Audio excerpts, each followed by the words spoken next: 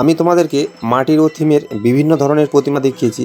আর আজকে আমি যে প্রতিমার কাজ করতে চলেছি বা তোমাদেরকে দেখাতে চলেছি, সেটা কিন্তু ভিডিওটা না দেখলে বুঝতেই পারবে না এটা কি ধরনের প্রতিমা হতে চলেছে বা কি থিম হতে চলেছে। আর এই প্রতিমাটা মাটির তৈরি হলেও পিছনে যে ব্যাকগ্রাউন্ডের ডিজাইন আর ঠাকুরের যে গহনার ডিজাইন পুরোপুরি কিন্তু ঝিনুকের তৈরি, মানে সমুদ্রের বিভিন্ন ধরনের ঝিনুক দিয়ে এই প্রতিমার গহনা আর ব্যাকগ্রাউন্ডের বিভিন্ন কলকার ডিজাইন তৈরি হয়েছে।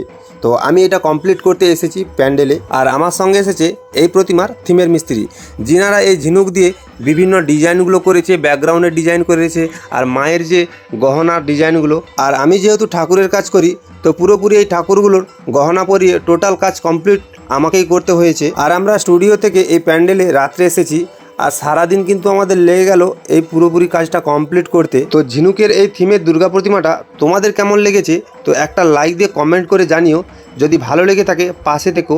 আর আমি তোমাদেরকে দেখাতে চলেছি ভিতরের প্যান্ডেলের ডেকোরেশনটা। তো ডেকোরেশনটাও কিন্তু দারুণ লেগেছে আমাকে। তো লাইটিং এত সুন্দরভাবে দিয়েছে, তো অনেকটাই ভালো লেগেছে। আর এটা কিন্তু বাইরের দিক, আর প্যান্ডেলের বাইরের দিকেও ডেকোরেশনটা কিন্তু খুব অসাধারণ লেগেছে।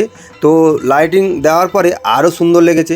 যেহেতু আমাদের কাজটা করতে কিন্তু অনেকটাই রাত্রি হয়ে গেছে, তো পুরোপুরি কাজটা কমপ্লিট করার পরে আমরা রাত্রে স্টুডিওতে চলে যাচ্ছি।